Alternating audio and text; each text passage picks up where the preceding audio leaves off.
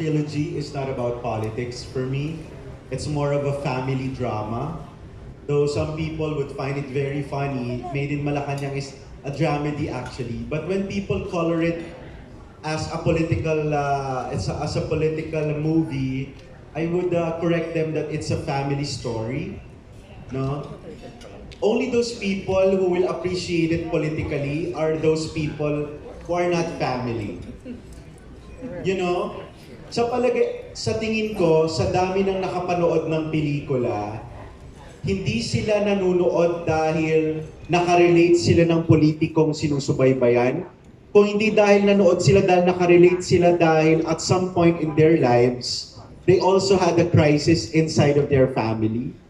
So when you watch Martyr or Murderer, you will come across yourself thinking, holding your own family picture, and asking yourself, ang nanay ko ba, ang tatay ko, ang kapatid ko, ako, perpekto ba ako?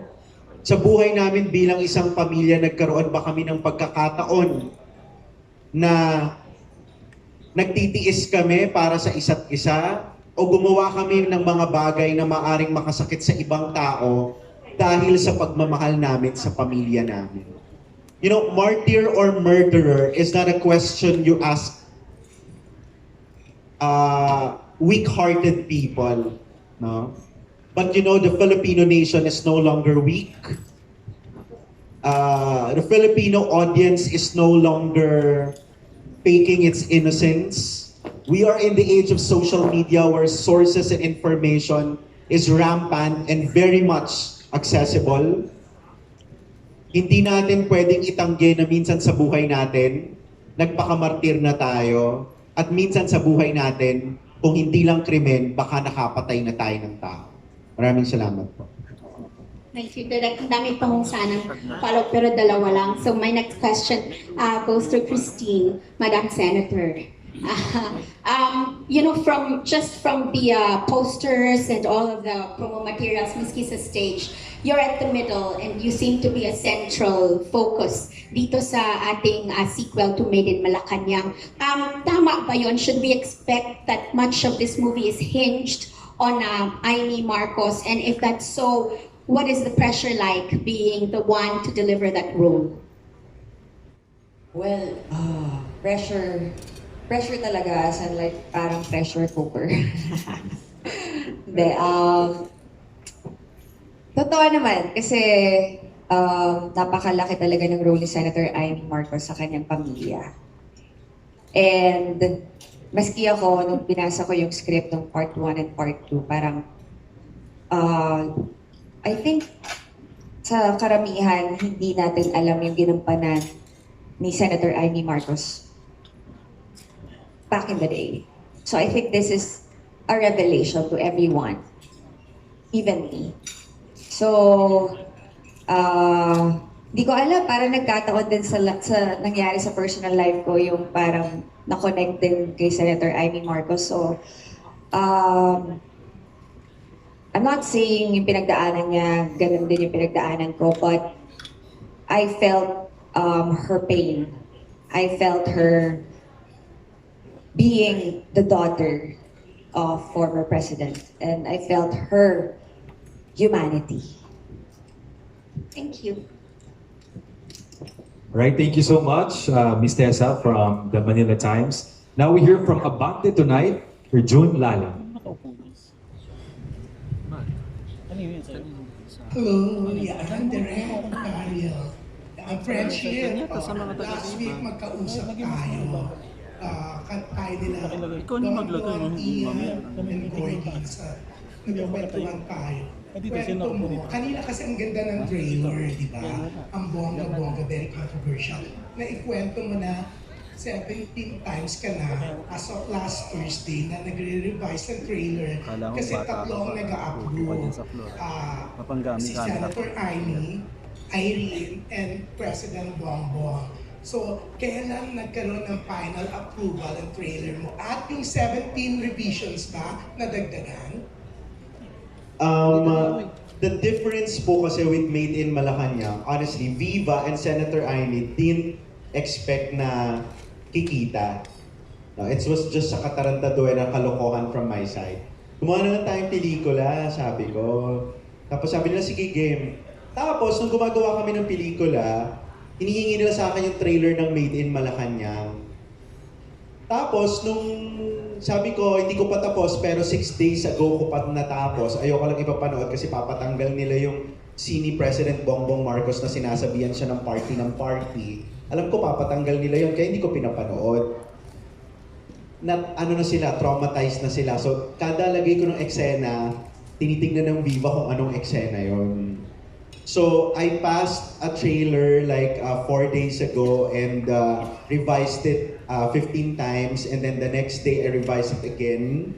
No, it's not that naman na Irene or President Bongbong will really have to approve it. No, it's all because it's the story of their family. The last say would be with Manang Aini, I guess. Kasi kahit super okay na kay Boss Vincent and Boss Vic, the final say will be with Senator Aini. And even this trailer nga is not wholeheartedly approved by the senator. Really? Well, I just pushed for my creative license and because I wrote and directed the movie. So I said that this is the trailer that I want. This is the trailer that my followers and the Filipino nation deserves. A trailer that is without pretension. A trailer that is really, really Filipino. Straight to the point. So, hindi na nandagdagan yun hanggang 17 revisions lang ako, but with lots and lots of signatures tungkol sa legality ng content and everything. So, I guess that's ito na yung pinakamabait na cut nung trailer. So, yung una kong pinasa, sabi nila hindi daw okay. So, ito na yung kindest. Yeah. Wow. So, kaya pala, ka-meeting mo rin yung 6 na lawyers. Yeah, ng Viva. Ayun. Yeah. Pero, congratulations, Direk, kasi it's so maganda. It's really so pasabog, di ba? Lalo na the last part, ang sigurado mamaya, sasabog na naman ng social media, 60. At dadami na naman ng bashers mo. Oh, that means more money to us. Yeah, thank you. Pero yan, okay, next question ko, siyempre, no? Kailangan Ruffa. Huwag na kayo magtaka, okay? Pero, kasi in-expect ko kanina si Tessa, kasi si Tessa kanina, second question, lapit siya ng lapit sa akin after maglakad si Ruffa. Oh my gosh, kinunan niya ng kinunan. Alam mo, hindi mukha mo, Ruffa, yung ikaw mo. Ako ang tinatanong niya, ilang carats daw, grabe. Parang talagang Madam Imelda Romualdez Marcos. So I was talking to your mom. I'm asking her, sabi ko, ilang carats ba talagang suot ni Ruffa? Kasi nandun ako sa mesa, talagang kumikinang ang brilyo, ang bongga-bongga. Sabi niya, hindi yata akin yan. Kanya yata yan this time. Kaya pala hindi ka nakabantay dito. Hindi, papunta pa lang ako, nagbibihis ako. Pupunta ako dyan, titignan ko.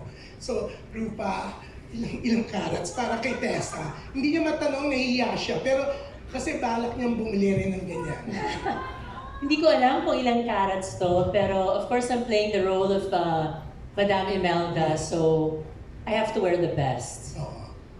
Yeah, feeling ko nga dyan ka hindi nahirapan sa mga alas na mala Imelda because of your mom also. Pero congratulations, si Buboy ang galing-galing nung sa trailer. Pero Buboy, gusto yung makatanong niya, pati si Beverly, ang ganda lang question lang. So, thank you. Thank you, June. Thank you. Thank you so much, June, once again from Abante. Now we hear from Aster Amoyo from People's Journal, PM Inside Showbiz, and TikTok. Good afternoon, everyone. Ngayon pa lang, congratulations to Eva and of course the entire cast at saka si Direk. Kasi sequel na ito sa una niyong pelikula, Made in Malacanang. Anong expectation niyo? Kasi it broke the records after, of course, pandemic, paano pinalabas last year. Anong expectation niyo sa pelikulang ito? Can I ask everyone to answer?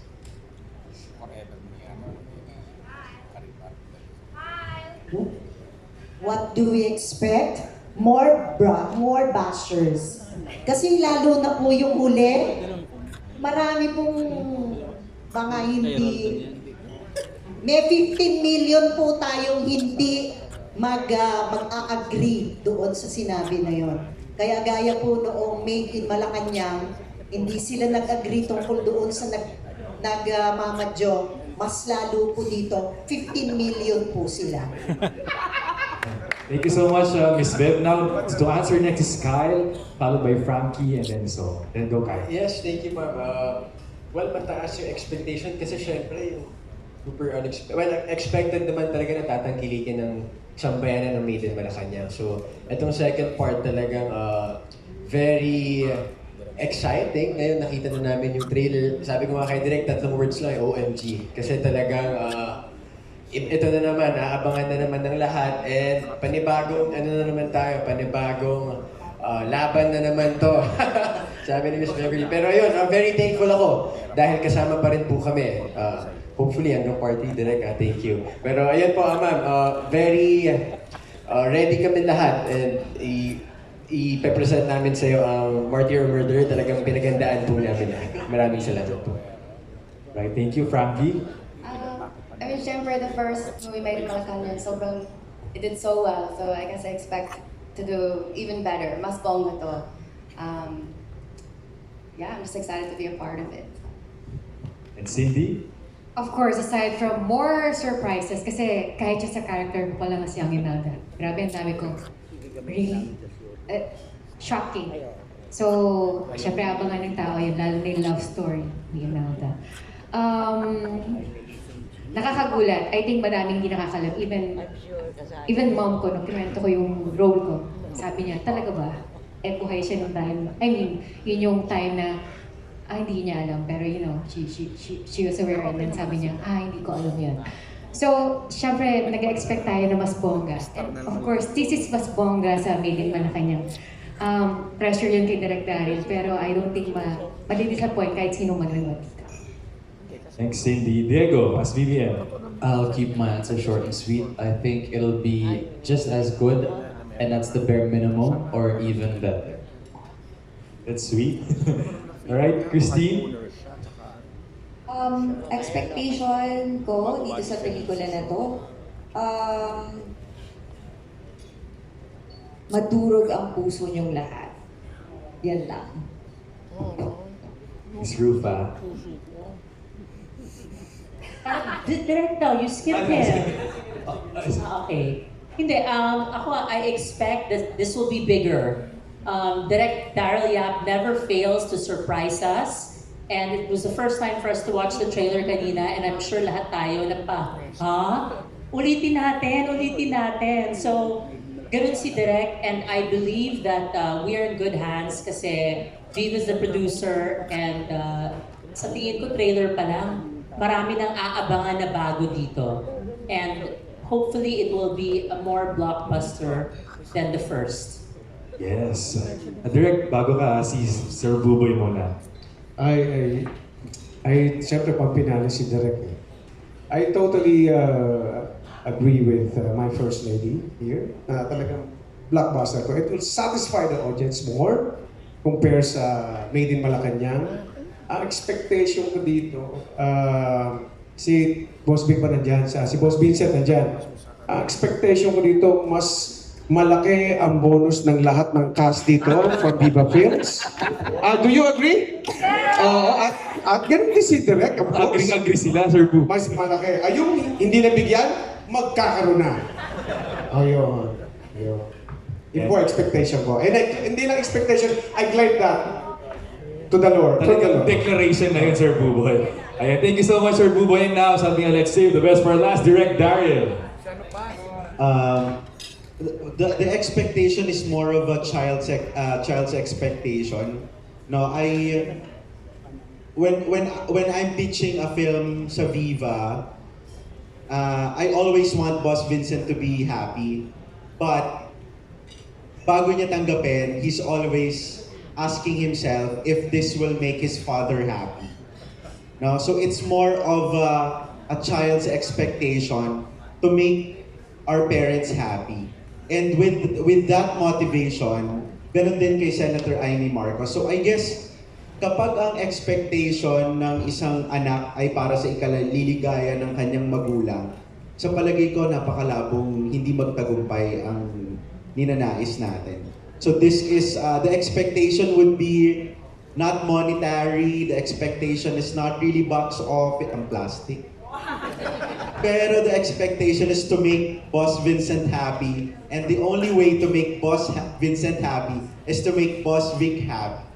So that's the only goal that I have. Because, you know, with my age, I'm only 36. I'm only 4 years in the business and getting this kind of opportunity. I'm not expecting anything more, but of course, the tap at the back and the handshake of the son of Boss Vic. So that's it. Thank you. Wow, thank you, Direk Darryl. Boss, ang lalim nun, Boss Vincent. Talagang tagus sa puso. Okay, so next question is Aster. Boss, hindi ako nagko-comment sa bonus ha, kasi may parte ako sa kita. Pag nagpa-bonus tayo, mababawasan yung parte ko, kaya tahimik ako kanina.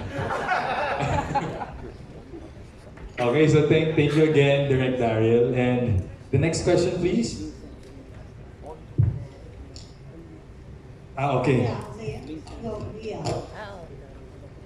Okay. Good afternoon. Yeah, just to acknowledge you, Miss Leia Salterio from ABS-CBN. Hi, Direk, and to the cast, hello. Direk, were you, did you ask any one of the main cast to tone down or improve their performance from the first one to this new one? And if that happened, sino sa kanila? I'm a very collaborative artist po, Miss Leia. Dito kasi if you will notice sa Made in Malacanang, sobrang light lang ng role ni Imelda Marcos. Hindi siya masyadong, kumbaga naging spicy dun sa part na yon, no? Dito naman sa...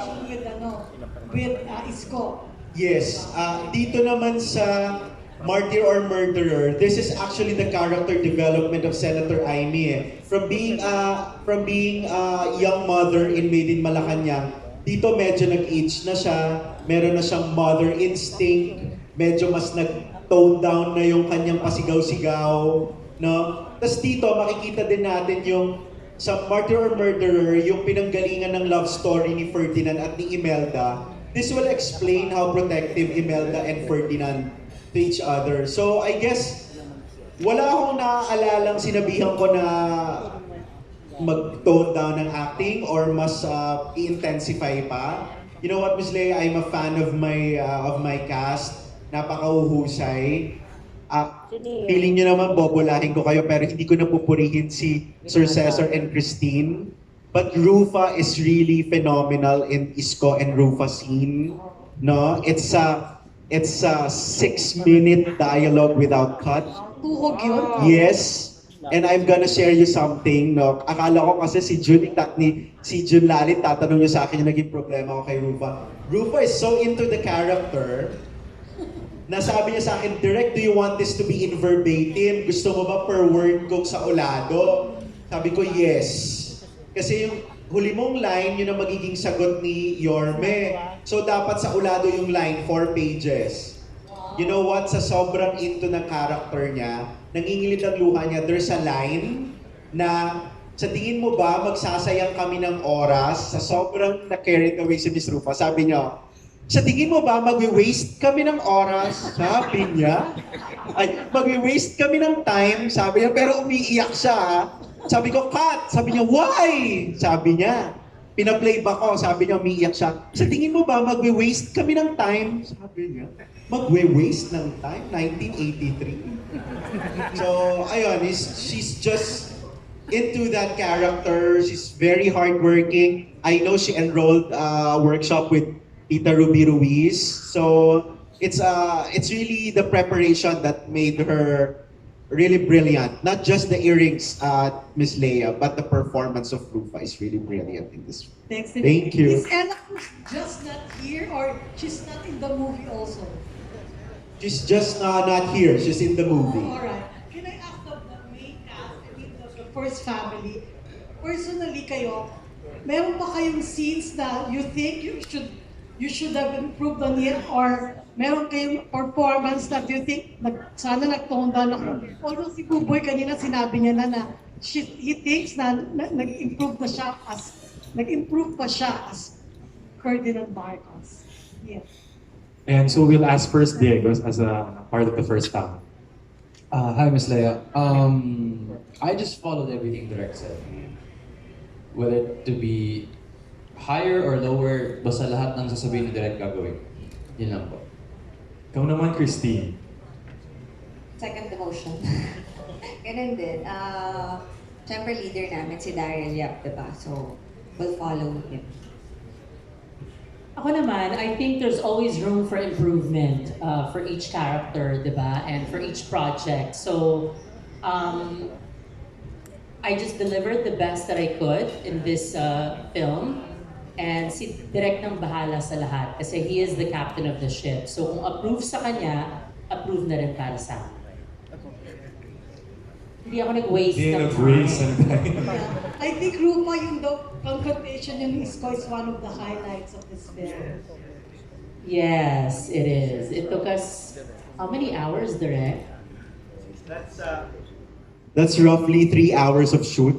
Kasi Yorme's not here pero I'll make... Or a 6-minute scene? Yes, because Wow. sabi nga ni Yorme, kinalawang na daw siya. It's his first movie after like a decade yata. So, pero mahusay si Yorme. yeah, very. So, ang tagal kong naghintay because they don't wanna take it not unless they're super prepared. So, they talk muna silang dalawa, should be very prepared. Then after that, minimal lang kami ng bago kasi yun nga, yung napapag-taglish minsan si Rufy, tapos minsan si Yorme napapatingin sa camera. Medyo hindi na sanay, no?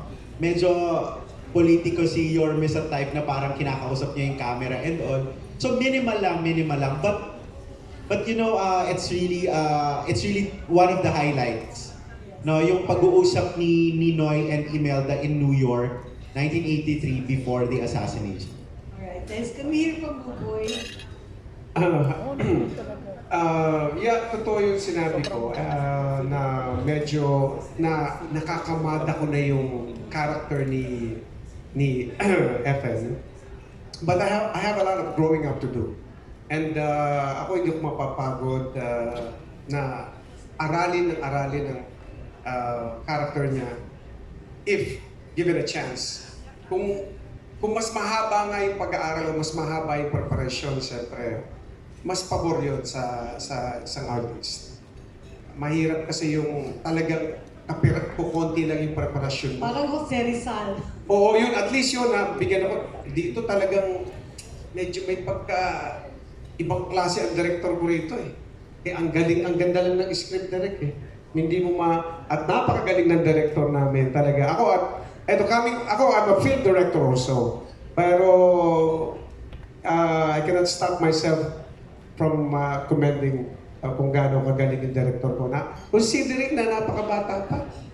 Di ba? So talagang nung nagbuhos ang Diyos ng kagalingan bilang director, parang 2-3 dramang nakukuha ito ng director. Totoo talaga. At nakita niyo naman yung trailer. Ako first time namin nakita yung trailer din. Talagang goosebumps. And I'm happy and satisfied sa trailer. Thanks.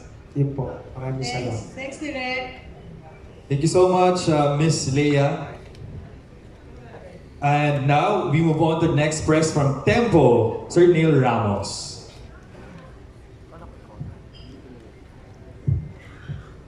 Ruffa, may pasabog ka pala dito. Hello.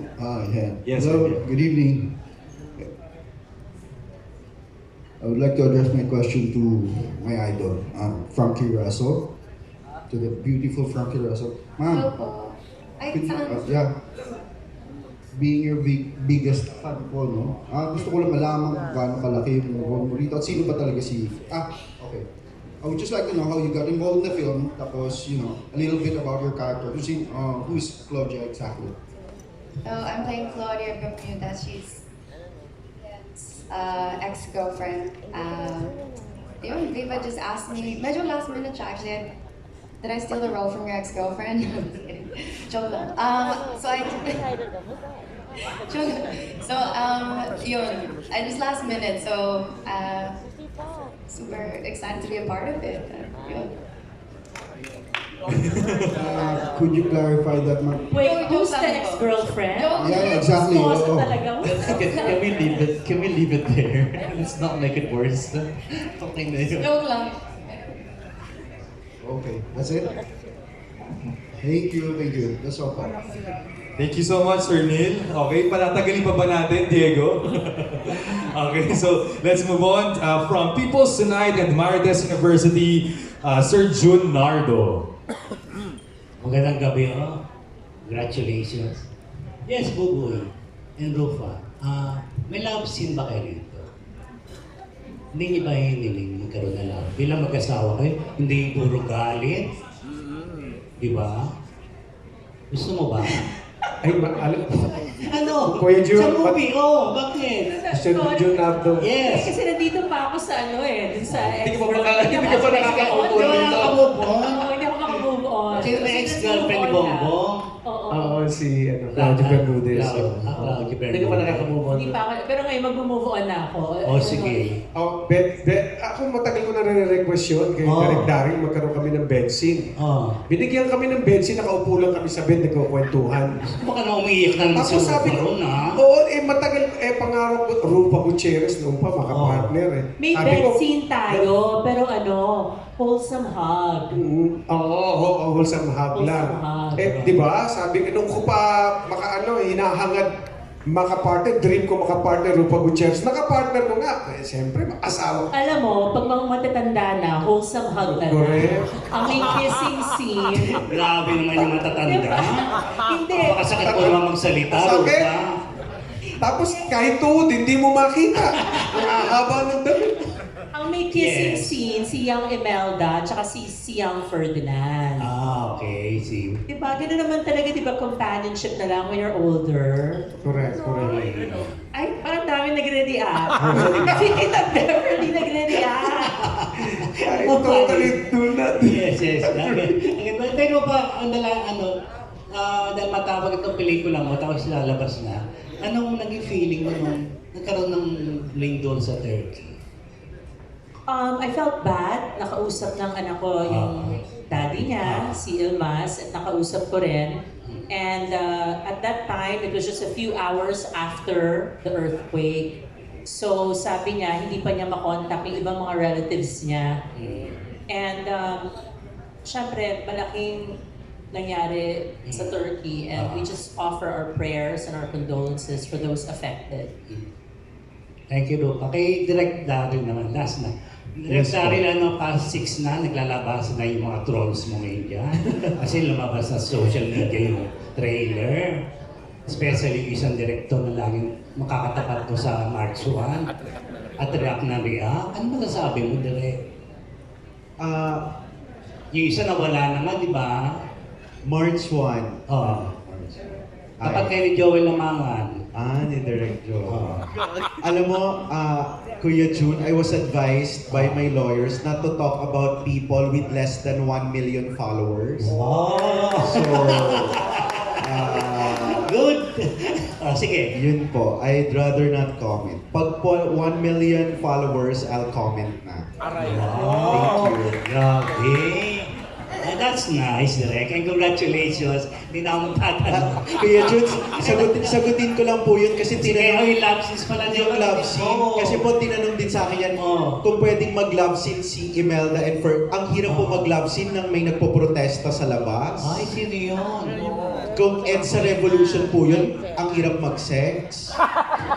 Sa tingin ko, yun po yung doon, di ba po? Hindi magpapatanggal ng stress, di ba? Habang papaputok din naman sila. Grabe ka naman, Direk.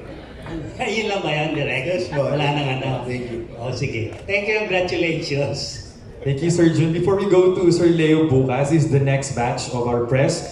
Mauna po si Jerry Olea from PEP, to be followed by Ray Pumaloy from Abante, and then Mark Grabador from Entertainment Web, and Nestor Cuartero from Manila Bulletin and ABS-CBN.com. So, Sir Leo Bukas, way to go. Yes, good afternoon everyone. Kay Direk Darryl. Direk gaano ka kahirap or madali na ba on your part na maduplicate or at least malampasan ang box office success ng Meet Malacanang nitong MOM. Considering ko naka 700 million yung MIM.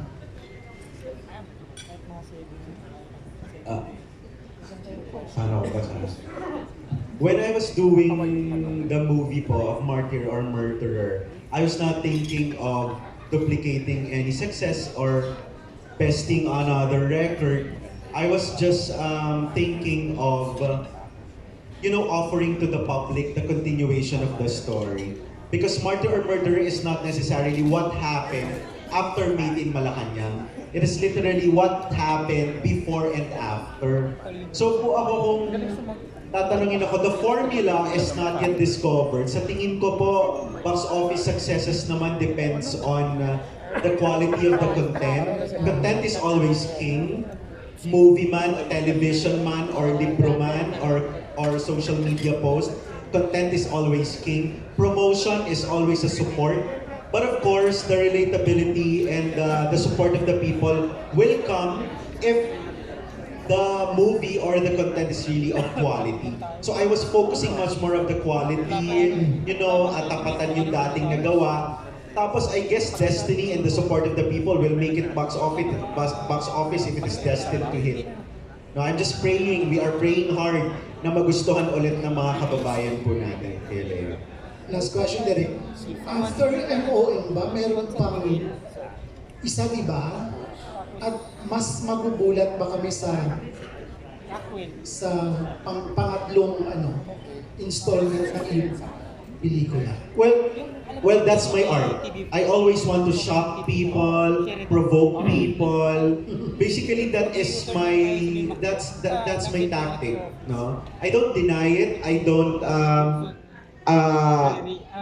It's not something to be ashamed of. That's a marketing move. I find it a very legitimate aspect of marketing. Well, to shock people and to entice them to watch and to support the movie industry is something that I think is a noble job, and giving other artists jobs as well. So the third installment entitled Mabuhay Aloha Mabuhay or Ma'am is the discussion of how the Marcoses returned from their exile in Hawaii and how they returned in the seat of Malacanang. And as you can see sa trailer, Senator Amy Marcos will be played by Yula Valdez. So the rest of the cast, of the new cast, will be revealed on the third installment pa po. So as of now, Yula will only be revealed. The rest po sa third pa. So I guess the cast will come as a shock then. No? So especially our industry is very pink. It's very hard to find actors and actresses who will find the courage to play the Marcoses. Even though may actors here, lagi sabi, trabaho lang, walang personalan. It's hard to accept job in this industry if it is really politicized. No, but I don't think it's a bad thing. It's democracy, and only open-minded people can accept and perform such job. Congratulations. Thank you, Billy. Thank you so much, Sir Leo. Now for our next batch, once again, Sir Jerry Olea from PEP. Dahil nga naka 750 million, Leo, hindi 700. Pinakamalakas na pelikula ng 2022 last year. For sure, dahil nga nabigyan ng mas malaki siguro ang budget itong pangalawa, kaya nakapag-shoot kayo sa Morocco, hindi nyo dinaya. Direk at Christine, pwedeng konting kwento tungkol sa shoot niyo sa Morocco. Ako, di ko in-expect na magiging fun yung shoot namin po sa Morocco. Kasi mabigat yung mga eksena na ginawa namin doon. But at the same time, we get to bond there. So, yun. Maraming distractions, syempre, hanggang sa Morocco. First time ko doon. But yeah, when it comes to work, yun, mabigat talaga. And there was one scene, yung pinaka-last na eksena ko talagang I needed Direk Darryl to be there and guide me. Yeah, abangan niyo yun.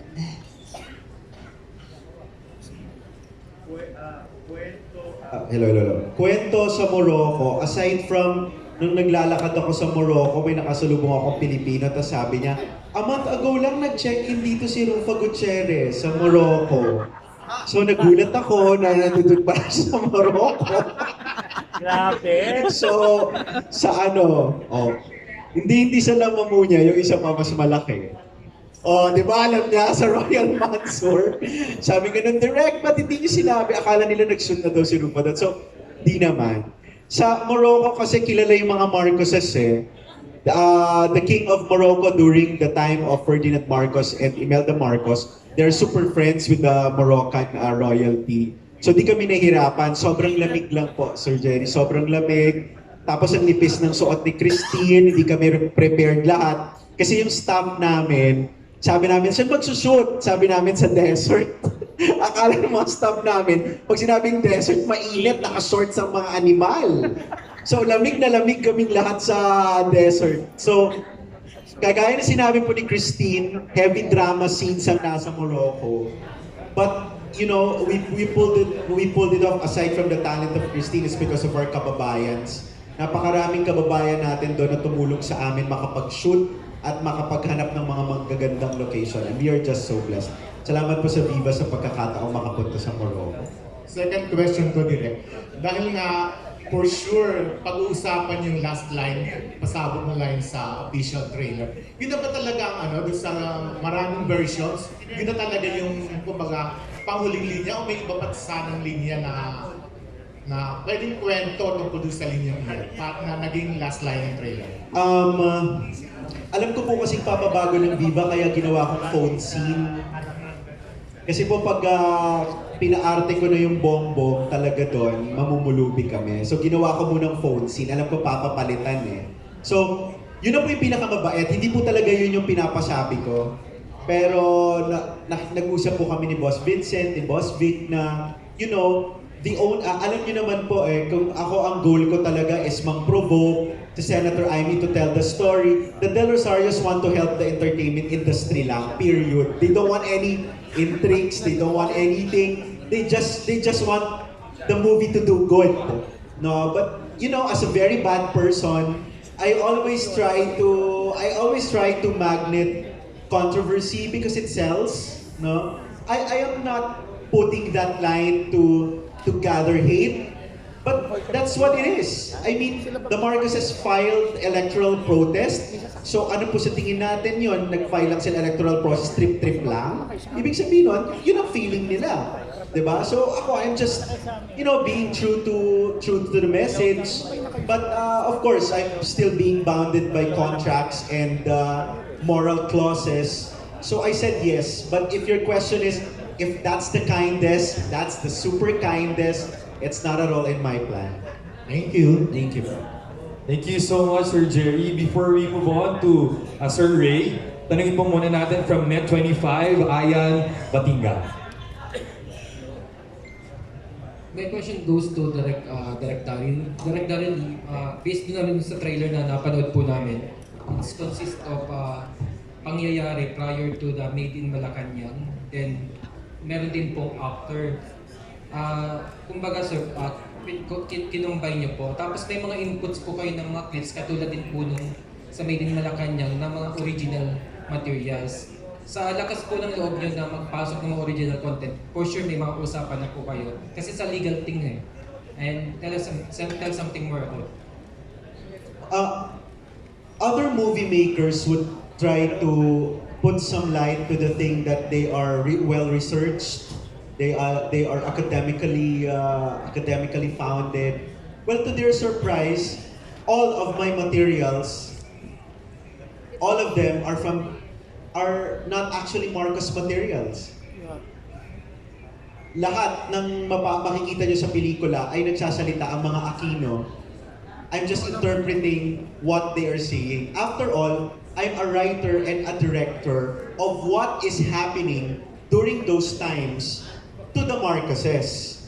habang pinapakita yung libo-libong nakikipaglibing kay Ninoy, yun nakita natin. Pero yung reaksyon nung pamilya Marcos na pinagbibintangan, yun ang pinapakita ko.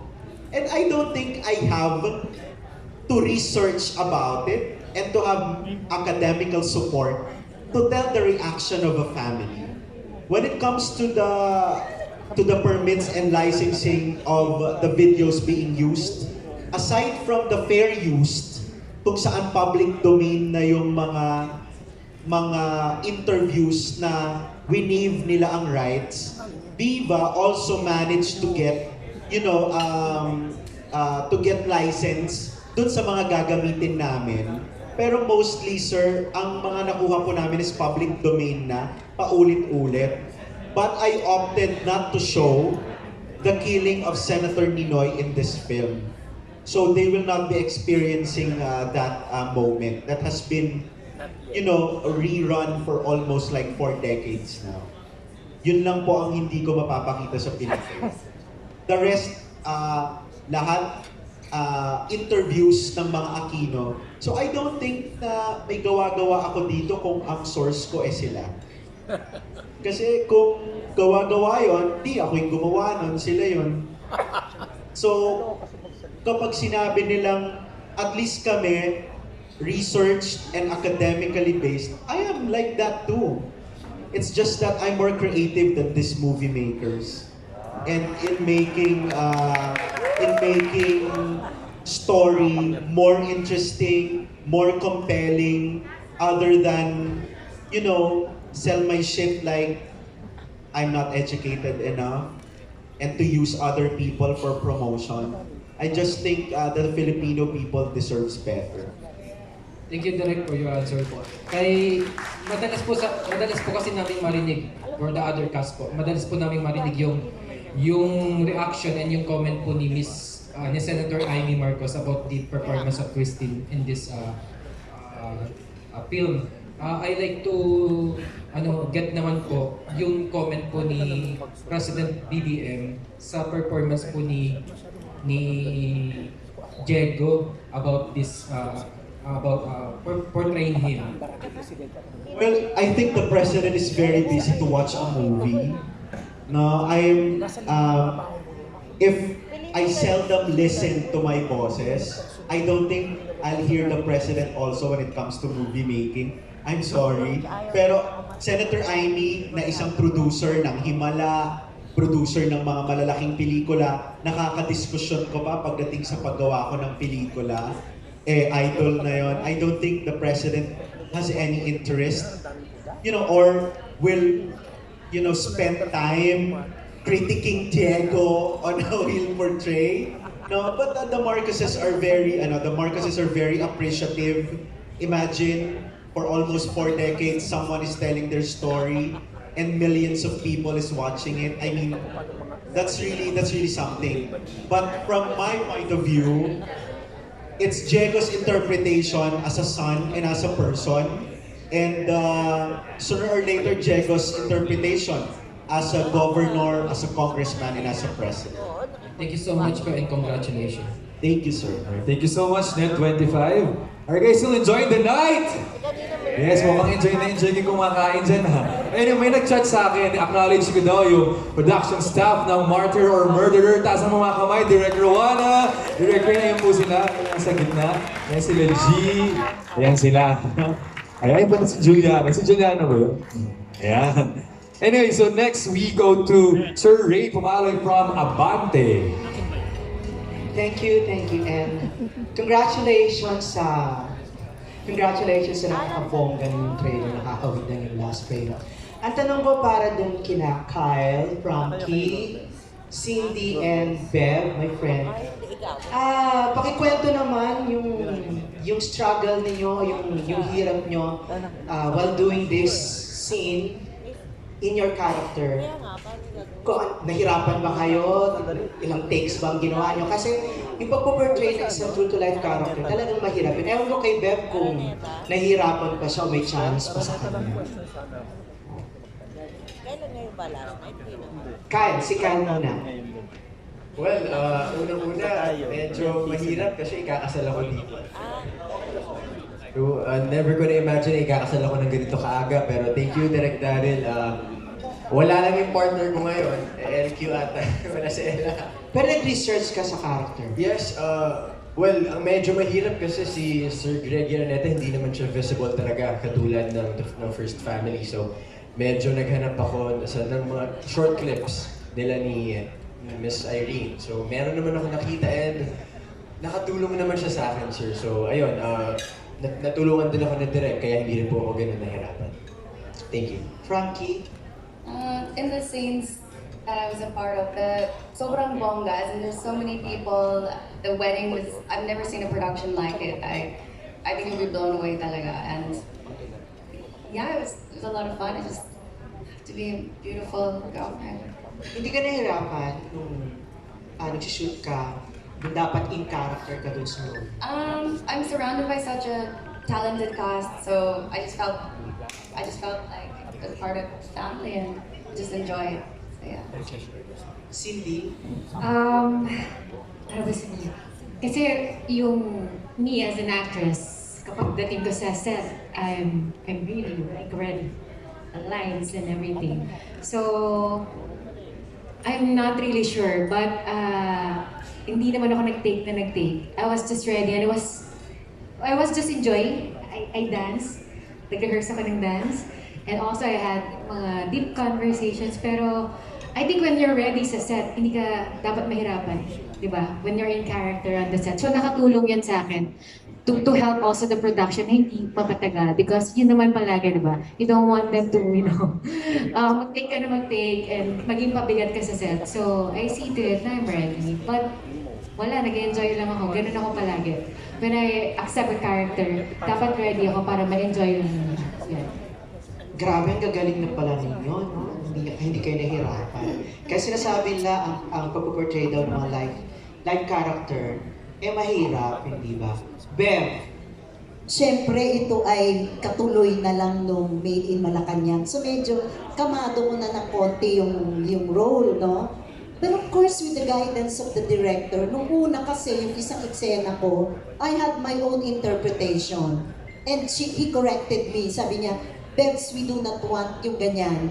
So, etong ganito ang gawin mo. Ganun lang. Pero yung kung nahirapan ako, I don't think it's more fun kesa sa nahirapan.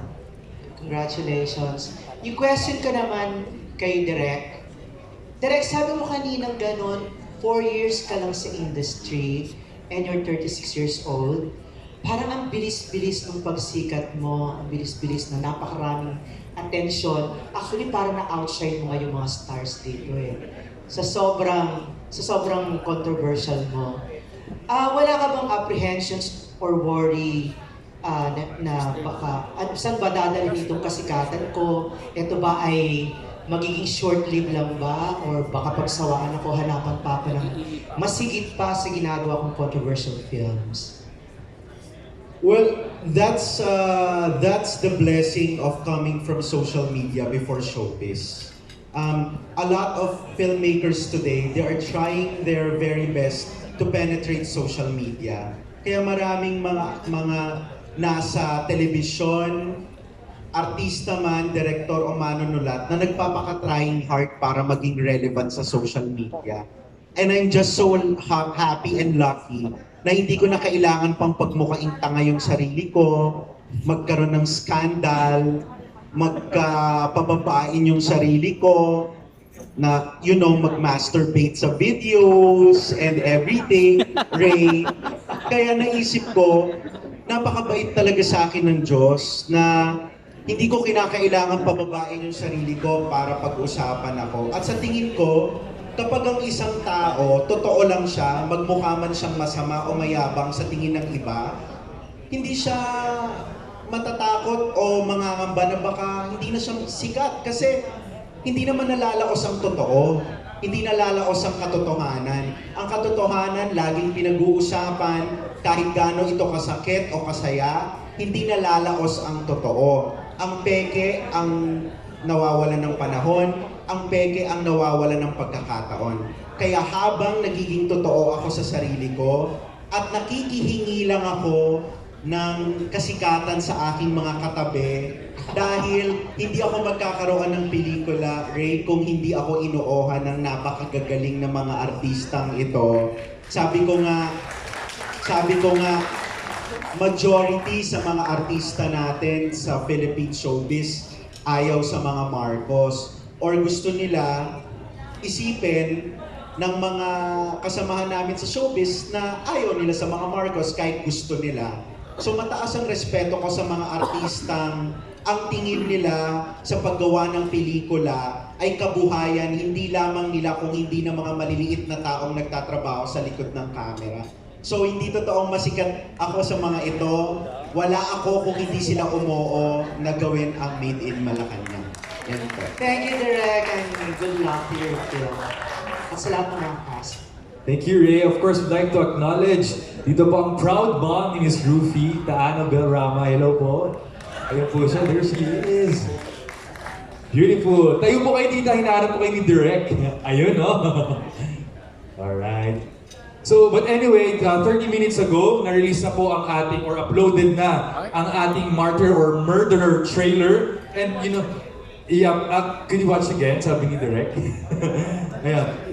Okay, later panoorin natin. Pero just to give an appreciation sa mga captions ni Direk Darryl Yap. Sabi ng Vincentiments, no, 5 tagpo sa kasaysayan, 4 na dekadang katahimikan, 3 bansang pinangyarihan, 2 bersyon ng katotohanan, nag-iisang inang bayan. So, the trailer is out now. Nasa Vincentiments po yan. And papanoorin po ulit natin ang trailer ng MOM maya-maya. Alright, so we move on to our next batch, or ang next na magtatanong po ay si Sir Mark Grabador from Entertainment Web. Hello, good evening po. Question nila po ay Direk Darryl.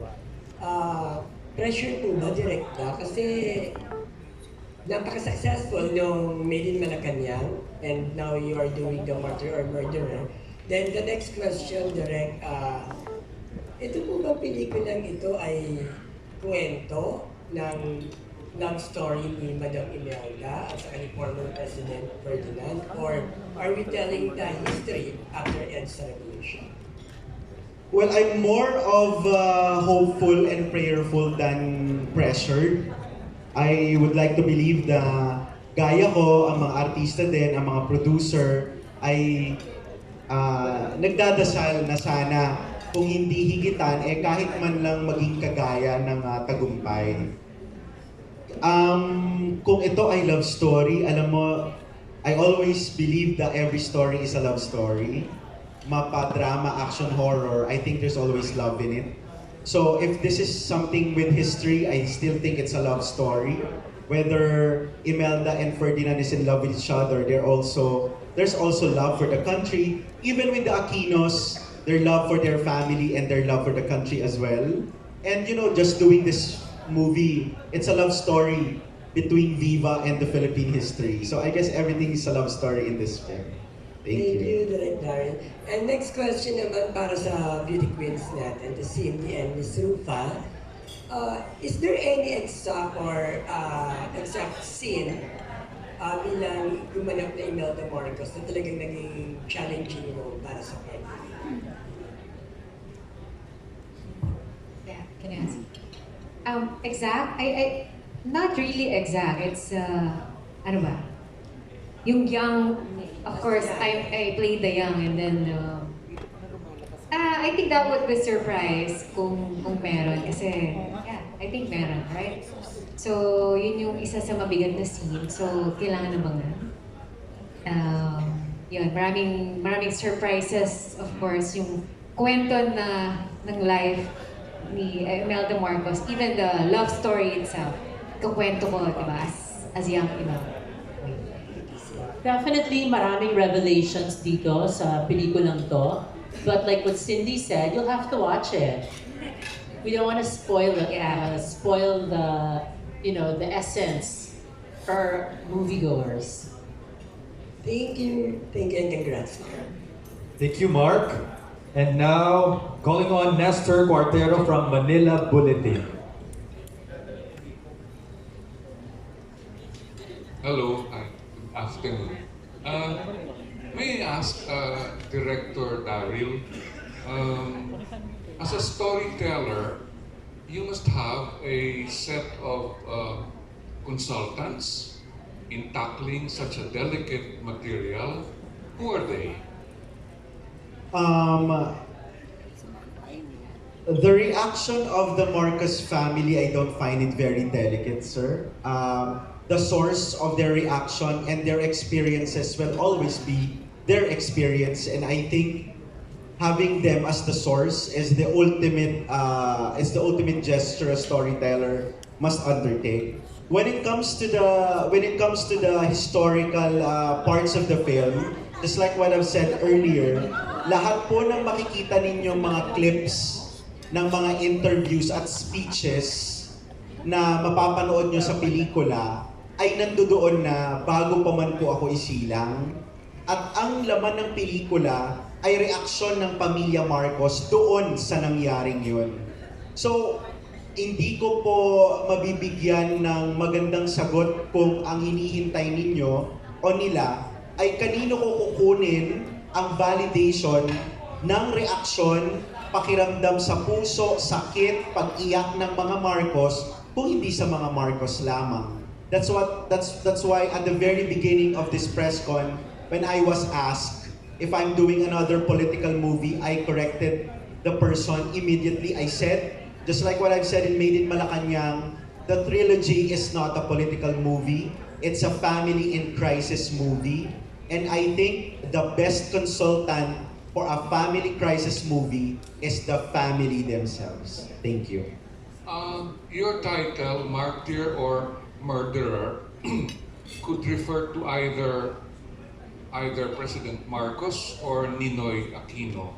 Sino ba ang starring role dito sa title role mo? If I answer this question po, I might lose audience on March 1, 2023.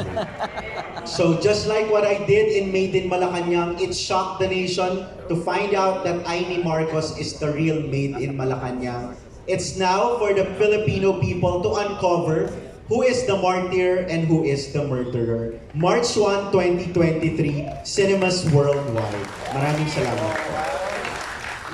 Last point, Director Darryl. In the interest of fair play, did you have to consider telling the other side of the story in presenting your family drama? Did I consider consulting the Aquinos? They did not pay me to do so, sir. So, I am not bound to ask them anything. I am not required to ask about their reaction. A lot of Filipino filmmakers for almost 3 decades, sir, has been telling their stories. I don't think they need a young war freak director like Darryl to tell their story. I think a lot of great directors have told their story in the best way they can. I'm just here to tell the story of the Marcoses. Whether I'm doing it right or wrong, we'll find out on March 1, 2023, Martyr or Murderer. Maraming salamat po. Last point. Where were you in 1986? Where was I 19? In 1986. I was born 1987. I was at 1986. Maybe I'm just in the dream of my mother. And now I'm fulfilling that dream to become the best son that she could have. Thank you very much. Congratulations, Cesar, Ruffa, Beverly, and all the others in the cast. Thank you so much, Sir Nestor. Ayan, up next, we have Archie Liao from Abante Tonight. Congratulations, Direk Darryl. Ang tanong ko lang, kasi sinabi mo kanina na trilogy ito. So, ano naman tatalakayin sa third part? Hello. Nasa second part pa lang tayo, Sir Archie. Di pa nga ako nakaka-recover eh.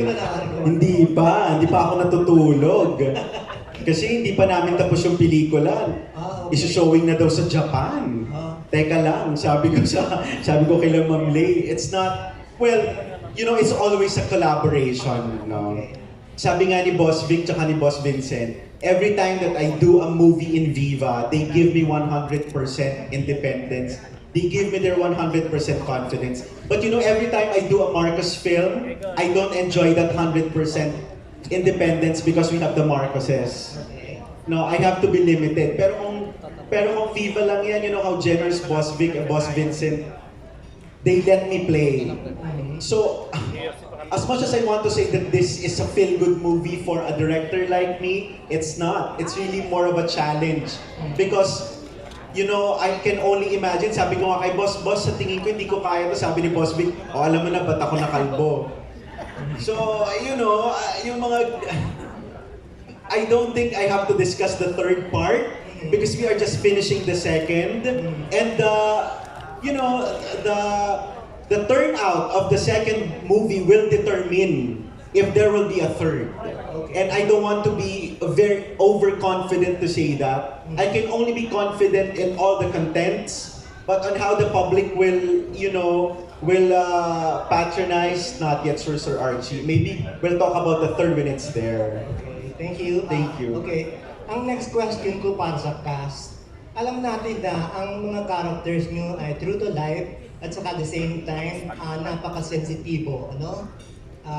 Ang tinatalakay na kwento. Kayo ba bilang artista, nagkokonta kayo ng sariling pagsasaliksik sa mga karakter na ginagampanan nyo? Unahin mo natin si Cesar.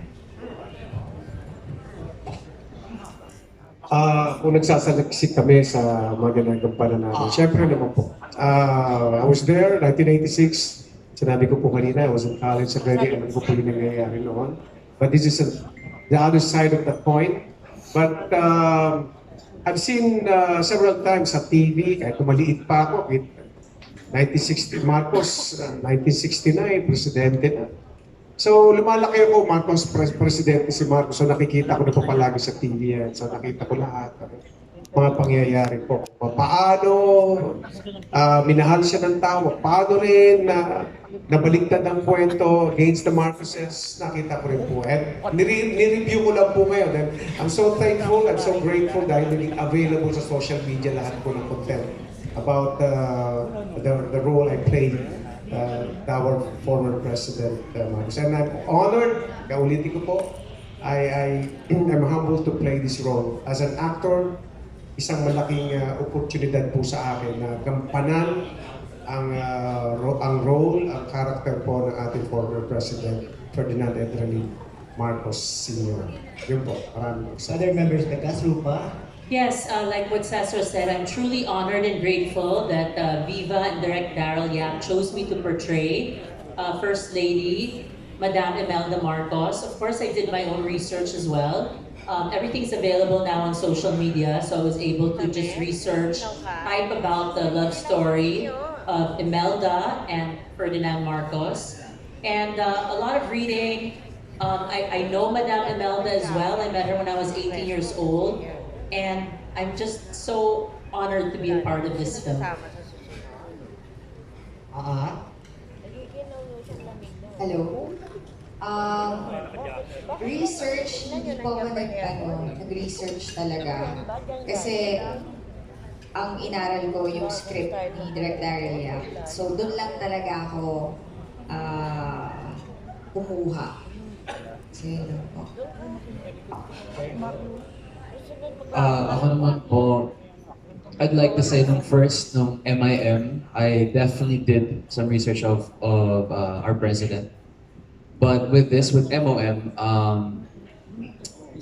I simply portrayed kung ano yung gagawin ng isang anak kung in the situation of what was happening at the time for the Marcoses. And hindi naman ako lalayo kasi talagang tunay na tatay ko ang gumanap na tatay ko sa MOM. So how would I react as a son? So yun din po yung ginawa ko sa pelikula. At wala naman po akong ginayang specific speech na ginawa sa totoong buhay. So hindi ko naman ni-research in that sense. But oo, ginaya ko pa rin kahit paano si BBM. Nagpahaba rin naman ako ng buhok, pero nagkagayahin yung itsura niya nung panahon na yun.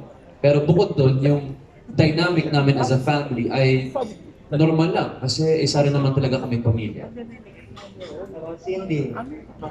Of course, as much as I want to research about her life, that would take too long. Wala kaming enough time for that. Um, of course, the nuances. I watch her videos through YouTube. The posture, how well she speaks. So nakaka-pressure yun, di ba? Because, oh, you have to be perfect. I see her like, you know, a perfect woman. That's it. That's the pressure that sabi ko, kailangan pag-aralan. Nakakaya, di ba? Mabash ka ng tao na, bakit mo siya electric? Di ba? Hindi ka pwede maging palingkera. That's it, not more cost. But just reading my script, of course, ang daming discoveries. Doon pa lang, okay na eh. Enough na yung nalaman ko sino si Imelda Marcos ng batch. So, Si Ken at saka si... Alan Frankie. During the taping of the first movie, I saw how hard working Diego was in getting into character and studying. So when Viva asked me to be a part of the second film, I was just so honored and grateful to be playing such a beautiful woman. Well, sa akin, isa talaga sa mga hindi ko nagustuhan ko sa trabaho ko to is I get to portray every character. And syempre kami bilang artista, responsibilidad po namin to do the best we can para magampanan namin ang maayos yung character na nakalaan para sa amin. So ayun, talagang with the help of social media as well. Thank you. Manang Bidayda.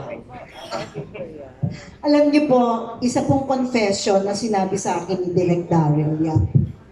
Yun pong aking character is a composite of many maids na nag-serve po sa mga sa mga Marcoses. And one of them, ito pong long term na ito, ilang eksena ko ang talagang siya yung naging peg. I had to talk to Direk. How do you want me to attack this? Kasi hindi ko po nakausap si Ma'am Fem. Siya po dapat pupunta talaga nun sa amin. Kaya lang, hindi po pinayagan ng mga kamag-anak kasi she's already old. So I just, nag-rely lang po ako sa instructions sa akin ni Direk. She's Ilocana, she can sing, and she is the hair lady of the First Lady. So I just have to create somebody who is very near, probably Miss Fem, and that is my mother. Siya po yung akin pong naging peg. Ilocanang ganon magsalita. Meron pong nagsabi na isang journalist daw na hindi daw po talaga Ilocana yung aking interpretation. I beg to disagree. Ang interpretation ko po ay yung aking nanay.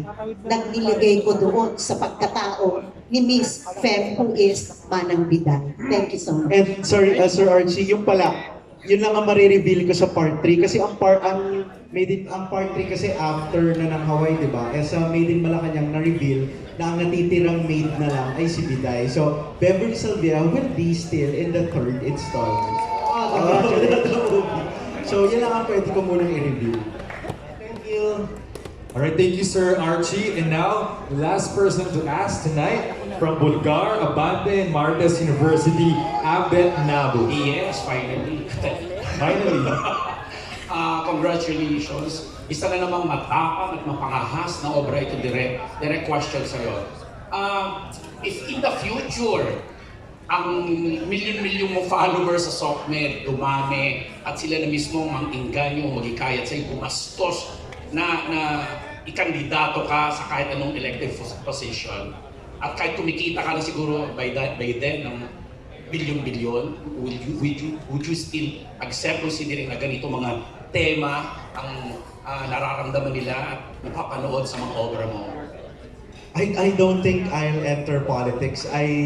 Hindi, yung mga tao na mismo ang tutulak sa'yo eh. Sila nang magsusuporta kasi yung klase ng panatiko at yung paniniwala sa mga ginagawa mo ay umabot sa kung saan sakdulan. You know, I'll be very honest. Pag naging politiko ako, I'll give myself like a year, makukulong na ako. So, hindi ako magiging politiko. No? Tama na dito na pwede ako mang-asar nang hindi ako makukulong. At mas maraming kinikita. Yes. Well, mas marami rin kinikita ang mga politiko. Nako. Pero, sa palagay ko, I don't see myself in, a public office. I don't even see myself in an office, no?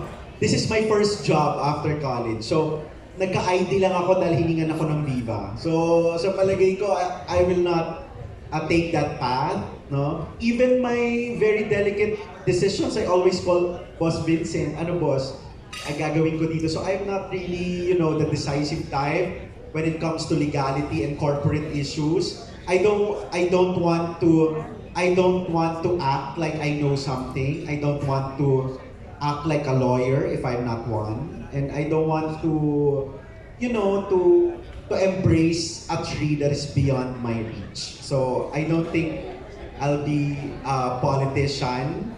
But I can help politicians. So yun lang. Yun lang, taas ng ganun eh. So yun lang po. Last questions na lang po. Martyr or Murderer yung title ng movie na to, no?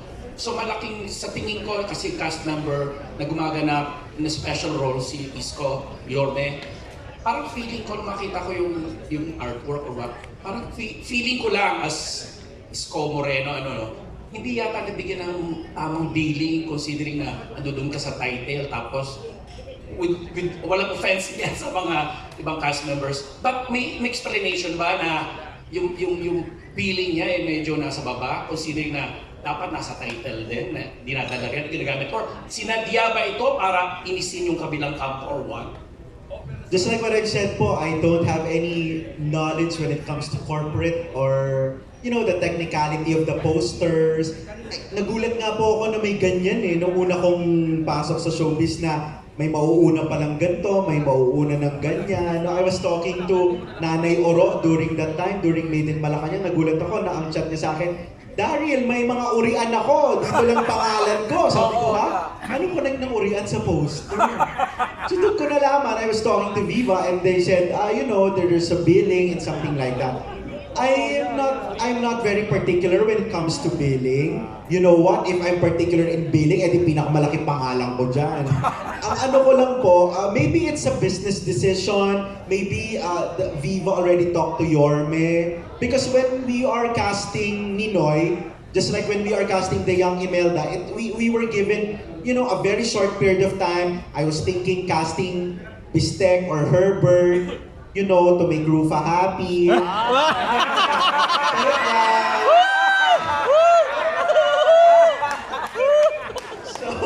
So idol pala si Tita Annabelle. So ngayon, when the real kwento why I opted to do, I'm gonna be very honest, but I really wanted to cast Sir Philip Salvador to be Ninoy.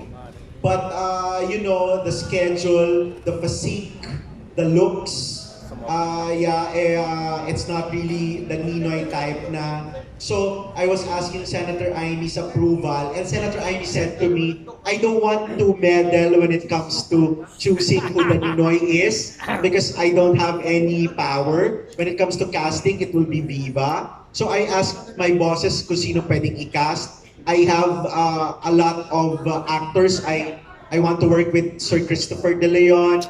I want to work with those people who played Ninoy before, even in Escapo. They have Goma, they have a lot. But when I'm hearing the interviews and the videos of former Senator Ninoy, the eloquence, the fluency in both Filipino and English, the kind of appeal that only Ninoy and Ferdinand na sila lang ang meron. I think the only actor-politician that can, be a good match to Cesar Montano is Isko Moreno. And I don't think even putting Isko's name at the bottom of the poster, it will not do justice because Isko is shining in this movie. So I guess that's an answer. Thank you, and good luck. Thank you. Alright, thank you so much. So palakpakan naman po natin once again Direk, Darryl Yap, and the cast of Martyr or Murderer. And that ends